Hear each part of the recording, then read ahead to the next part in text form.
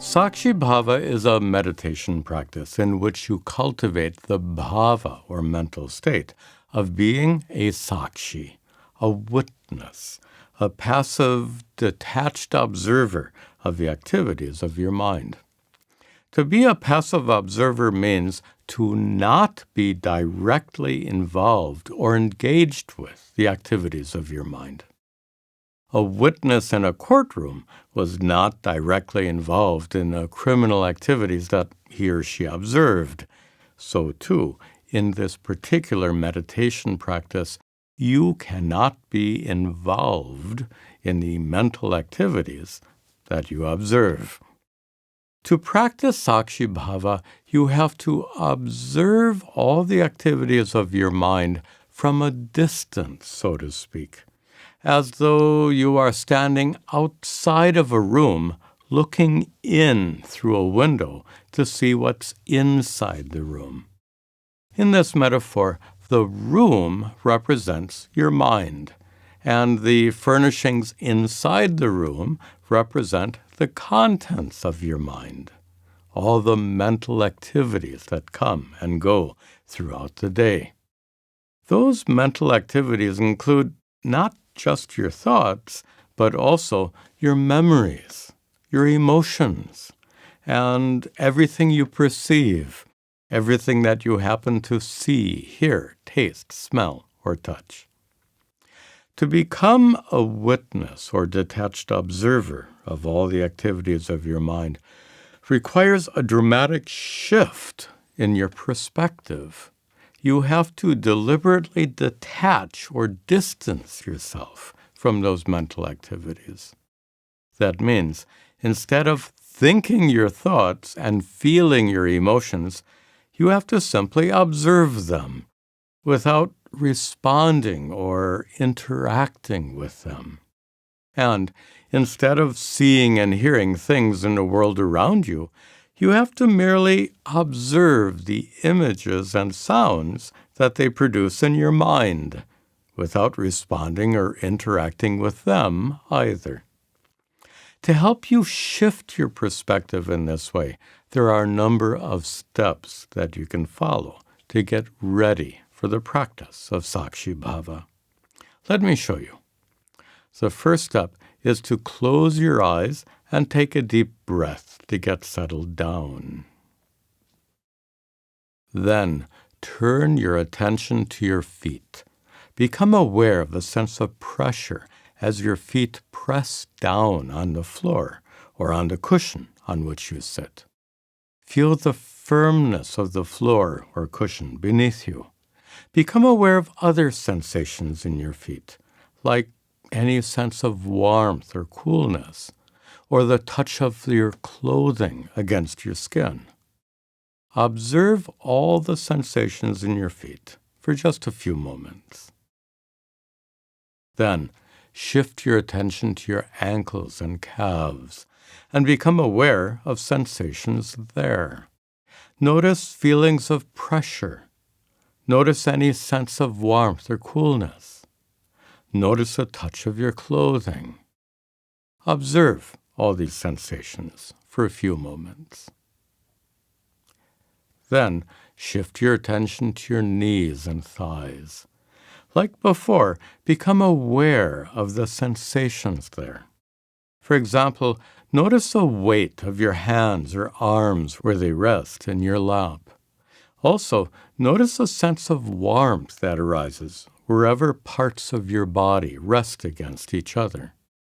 Observe all these sensations for a few moments. Then, turn your attention to the trunk of your body. Feel the weight of your body pressing down on the seat. Feel the firmness of the seat beneath you. Then, turn your attention to your lower back and stomach. Notice the relative absence of any particular sensations in this part of your body. Then, turn your attention to your upper back and chest. Notice the touch of your clothing against your skin. Then turn your attention to your shoulders and notice a touch of your clothing hanging there. Then turn your attention to your right arm and your elbow, forearm, and wrist. Notice how they are positioned. Notice the sensations of pressure and warmth where they touch other body parts. Then notice sensations in your right hand, your palm, thumb, index finger, middle finger, ring finger, and little finger. Then turn your attention to your left arm and your elbow, forearm, and wrist. Notice how they are positioned. Notice the sensations of pressure and warmth where they touch other body parts.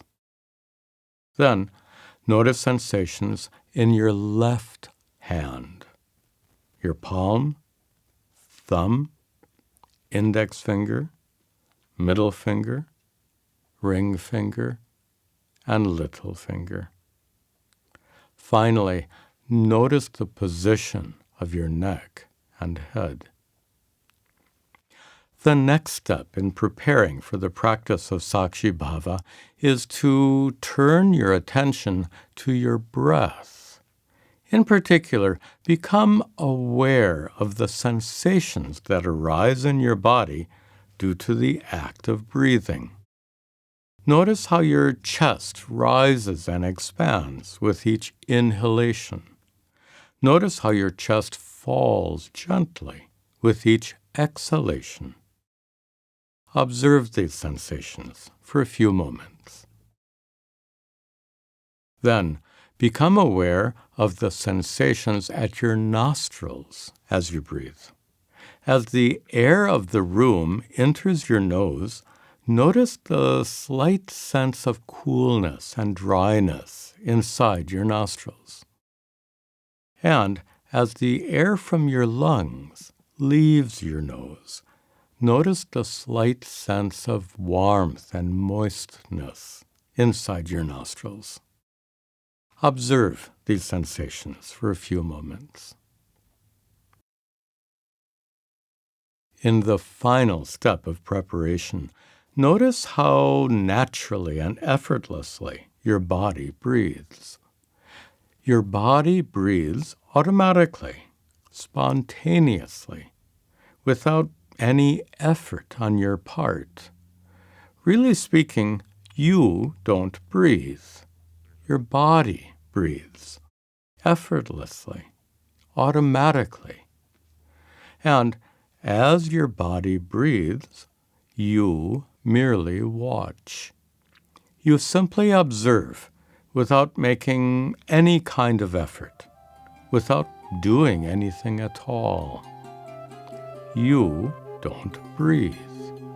Your body breathes.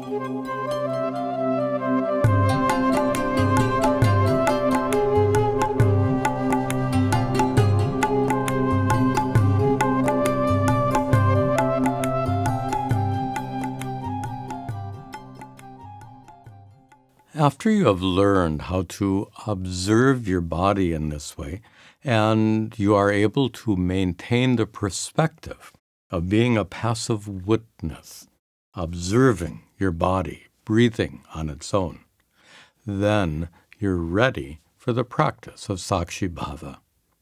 First, let's return to the metaphor that described your mind as being like a room filled with perceptions, thoughts, and emotions. To understand the metaphor a bit better, consider this. Right now, as you watch this video, you don't really see me sitting inside a room of my ashram in New Jersey. You're actually watching me on a screen, the screen of your computer or phone or on a television. in this way. During the practice of Sakshi Bhava, you don't really observe your own body sitting inside a room of your home. The body you observe is actually inside the room of your mind. The fact is, everything you experience takes place in your mind. Your thoughts, your emotions, and everything you perceive in the world around you all arise in your mind. As you know, perceptions arise in your mind due to the function of your sense organs, nervous system, and brain. In terms of the metaphor, we can say that the room of your mind has a window that opens to the world outside. And everything that you see, hear, taste, smell, or touch enters the room of your mind through the window of your senses. Those perceptions include all the sensations that arise in your body. During the practice of Sakshi Bhava, you have to simply observe all those sensations without responding to them. You also have to observe all the thoughts that enter the room of your mind. Thoughts like planning out your activities for the day, or thinking about how to address various problems in your life, or making important decisions. Ordinarily, you are the thinker of all these thoughts. That is, you are actively engaged in doing all that planning, problem-solving, and decision-making. But in the practice of Sakshi Bhava, instead of being the thinker of those thoughts, you have to simply observe them. You have to remain as a passive witness to all the thoughts that happen to arise in your mind. Sometimes, when you practice Sakshi Bhava, the room of your mind can seem to overflow with thoughts. That's especially likely to happen when your day-to-day life is filled with urgent demands and stressful conflicts. If you find yourself overwhelmed by thoughts during meditation, you might find it helpful to perform a sankalpa, a mental affirmation to temporarily set aside all your worldly concerns. You can find instructions about making a sankalpa in an earlier video of this series on how to practice mantra japa. I'll leave a link below. During the practice of Sakshi Bhava, as you observe all the thoughts in the room of your mind, you might find that over a period of time, those thoughts gradually diminish or even fade away altogether. It's like what happens when parents keep a watchful eye on their naughty child. As long as the child knows that his parents are watching him, he's likely to behave quite nicely. Your thoughts might behave in the same way. Along with all the thoughts that arise in the room of your mind during the practice of Sakshi Bhava, memories can also arise. Inside that room of your mind is a metaphoric cabinet filled with memories. Memories that you've accumulated over years and years from your childhood onwards. Those memories, just like your thoughts, can flood into your mind during meditation.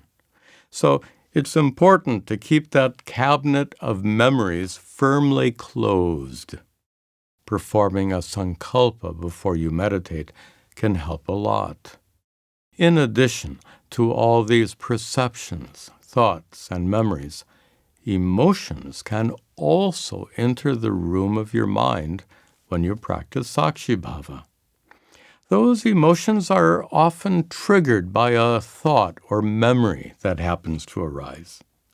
For example, if you happen to think about a huge problem in your life, then feelings of worry and anxiety might arise. Or if you happen to recall the hurtful things that someone said to you yesterday, then feelings of hurt or anger might arise. But when your mind has been calmed down by the practice of meditation, then strong emotions are not very likely to arise because there are fewer thoughts and memories to trigger them. But even then, when emotions are relatively absent, emotional moods can still linger in the room of your mind during the practice of Sakshi Bhava. After being triggered, emotions come and go, but moods, on the other hand, tend to linger. They persist for a while.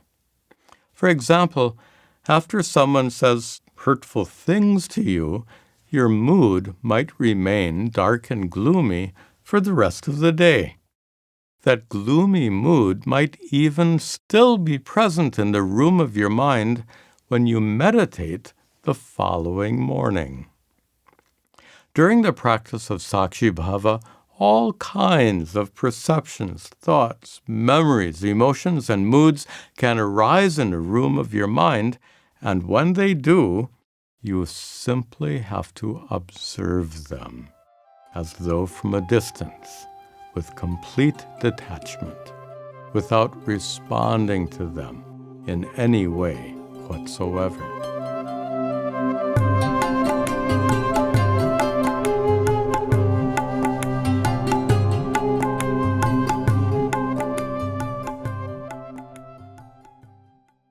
Even though you sit in a quiet place with your eyes closed, you might still hear sounds from far away.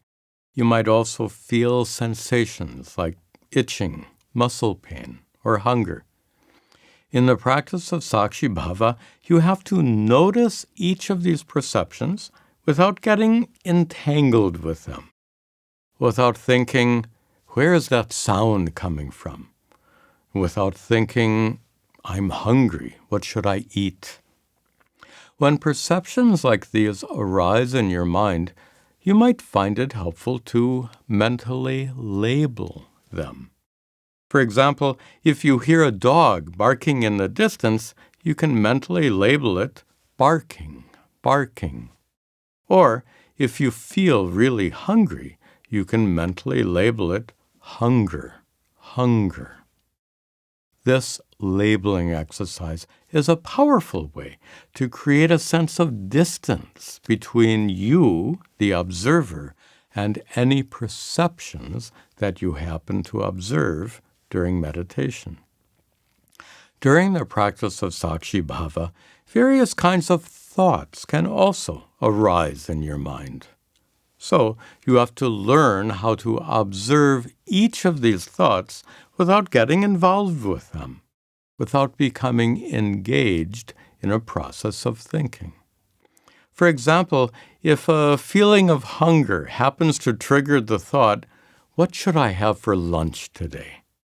Then you can't allow your mind to begin planning the menu for your midday meal. You have to cut off that line of thought immediately. You have to simply notice that thought without thinking any further. If it's helpful, you can mentally label it, lunch, lunch.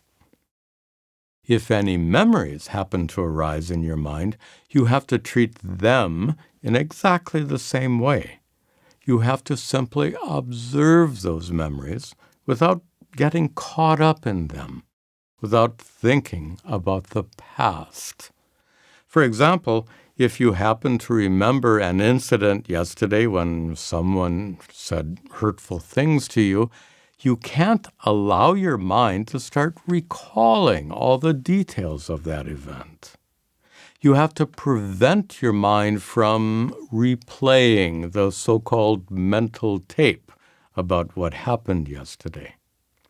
You have to keep your mind firmly focused on what's happening right now in the present moment. If a memory arises in your mind, you can simply label it. Memory, memory. And the same goes for any emotions that happen to arise in the room of your mind. If you still feel hurt by what that person said yesterday, just label the feeling. Hurt, hurt. During the practice of Sakshi Bhava, it's really important to avoid making any mental comments about things that arise in your mind. At first, you might find that your mind is eager to analyze them, or to wonder, where did that come from? That's quite normal. Most people have a mental commentary that goes on inside, habitually. That commentary can continue even during meditation, so you need to learn how to turn it off. With continued practice, you can develop the ability to observe everything that arises in your mind without any mental commentary whatsoever. You can learn how to observe the activities of your mind passively, indifferently, wordlessly. Then, even though your mind is not silent, you, the observer, will remain perfectly silent. You will silently observe the activities of your mind, and that is the essence of Sakshi Bhava.